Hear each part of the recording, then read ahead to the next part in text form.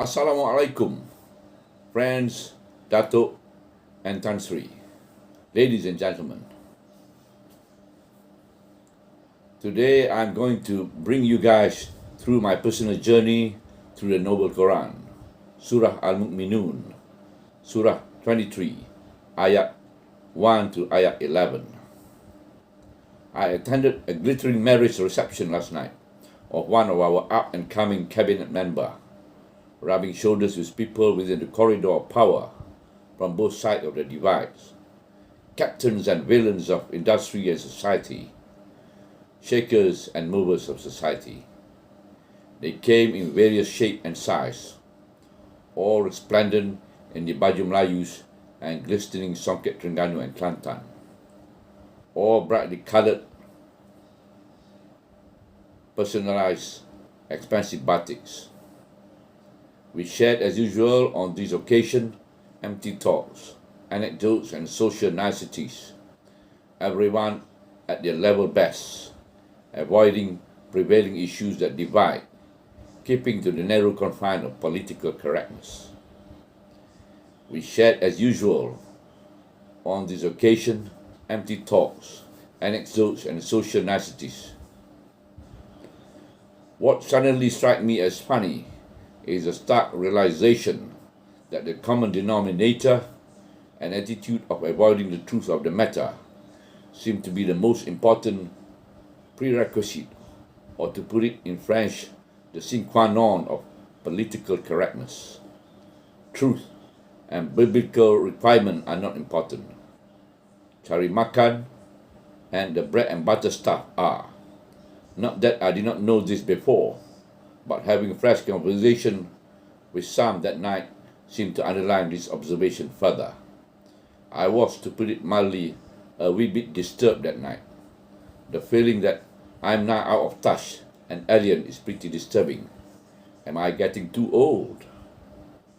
So on coming back from the occasion and returning back to the privacy of my house and the tranquility of my Quran, lo and behold, there it was in Surah al-Mukminun, the panacea to my seeds of discontent.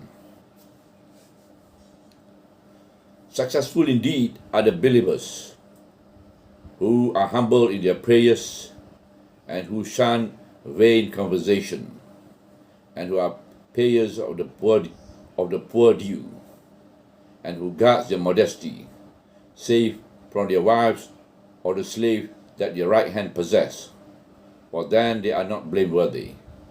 But whoso crave beyond that, such are transgressors, and who are keepers of their flesh and their covenant, and who pay heed to their prayers. These are the heirs who will inherit paradise. There they will abide. Ayat 1 to ayat 11 of Surah al-Mukminun. If we examine ourselves wholly and truthfully, personally, and I mean this myself, we have a long, long way to go towards the simple and very definitive advisory given by God Himself within the first 11 ayat of Surah al-Mukminun.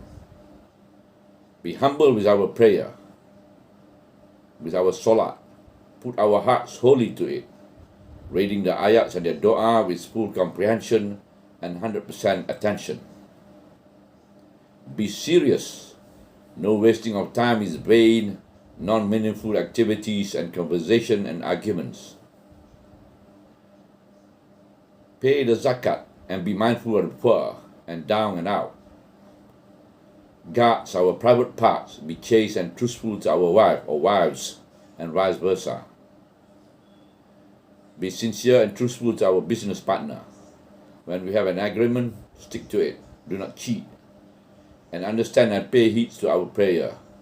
Prayer, here underlined twice.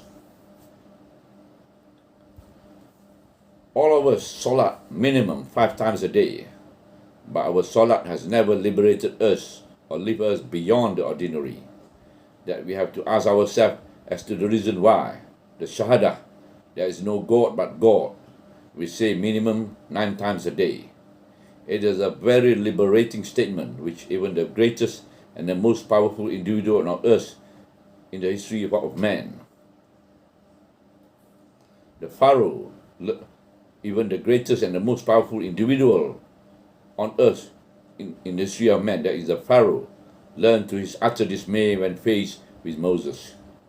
Contemporary like Bush and Obama, Trump and Biden are just mere eunuchs compared to Pharaoh.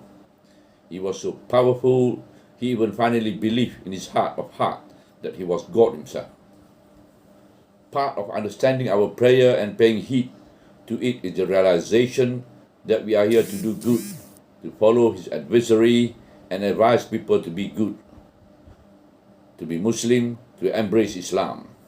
Fundamental to this is not to divide the world into black and white, Muslim and non-Muslim. We are all a spectrum of God's humanity. At the extreme end on the left is black and the extreme end is white. The great majority are shades of grey, grey white and grey black. If we look at humanity today from this perspective, at the personal level, it is mandatory for us to give good advice all the time, to behave well all the time, to be God's viceroy on this earth. From this perspective now, I can understand my acupuncturist comment recently, Dr. Hassan Ma from China, who said, "Doc, after so many years, still the local Chinese in Malaysia are not embracing Islam in droves. They cannot see any beauty in Islam because you Malays are not exemplary." It was not easy for me to accept and chew this initially, especially from a Chinese from China. But that is actually a very profound and true statement. We are not exemplary specimen. We are not exemplary Muslim. You give banks to some corporate Malays, Petronas will have to bail them out. You give land and timber, all will end up with Tengku Wongs. You give power, the country may even end up bankrupt. Some of us cannot even control our wives' excesses. Definitely, it is high time we all take stock of ourselves. We are the Lord's viceroy on this planet Earth. We have a job to be done. We need to take a fresh look at the world. It is a wide, open canvas out there. We are the artists. Yes, we, who are talented and endowed with Islam and knowledge, should behave like artists. Our pastels and paints are the Qur'an and the Sunnah. Our canvas is the world. Let us paint the world white. There are lots of Tunship, Tansuriship, and Datuk Sriship to be knighted in the hereafter. Let us all work for it. Assalamualaikum warahmatullahi wabarakatuh. Till we meet again.